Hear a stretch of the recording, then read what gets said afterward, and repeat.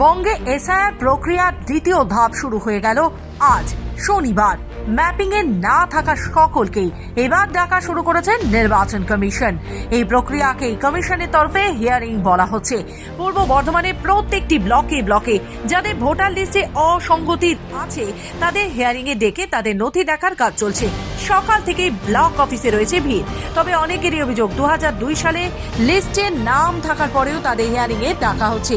এছাড়াও একাধিক অভিযোগ রয়েছে আম জনতার, কারো নামের বানানে ভুল রয়েছে, তাদের ডাকা হয়েছে। সাধারণ মানুষের অভিযোগ, ভুল করবে সরকারি কর্মচারীরা আর সাধারণ মানুষকে হয়রানির শিকার হতে হচ্ছে। দীপালি মজুমদার বলে একজন ভোটার জানান, আমার 2002 সালের ভোটার লিস্টে নাম রয়েছে, আমার পাসপোর্ট রয়েছে, তা সত্ত্বেও আমার বাড়িতে হিয়ারিং এর নোটিশ এসেছে। অভিযোগ করে তিনি বলেন, আমার বয়স হয়েছে, ঠিক করে হাঁটতে পারি না, তারপরে আমাকে কষ্ট করে এখানে আসতে হলো, খুব অসুবিধার মধ্যে পড়েছি। এসআইআর এর হিয়ারিং নিয়ে অনেকেই আতঙ্কিত হয়ে পড়েছেন। আদৌ কি ভোটার লিস্টে নাম থাকবে কিনা তাই নিয়ে দুশ্চিন্তা সাধারণ মানুষের মধ্যে। স্যার আমি কি করব, আমাদের যে এখানকার স্টাফ আছে যারাই যে করছে তাদের মধ্যে যদি ভুল উনি লিখে দেয় তা আমাদেরকে তার বিরুদ্ধে ছুটতে হচ্ছে ঠিক করার জন্য।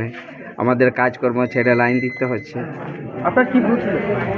এই অ্যাজটা দিয়ে দিয়েছে নামের হিয়ারিংয়ে। হ্যাঁ, নামের বানান ভুল দিয়েছে। আমার 2002 নাম আছে, তা সত্ত্বেও আমাকে আমার মেয়েকে ডেকেছে। আমার মেয়ে হায়দ্রাবাদে থাকে, তার অপারেশন হচ্ছে। এখন কি চেয়েছে, কি বলবে কি না বলবে ওপরবেলা জানি। যদিও আমাদের ওপরবেলা মানতে নেই, আমরা অন্য এতে পার্টি করি, তো কি করা যাবে। এখন দেখি উনি কি বলছেন।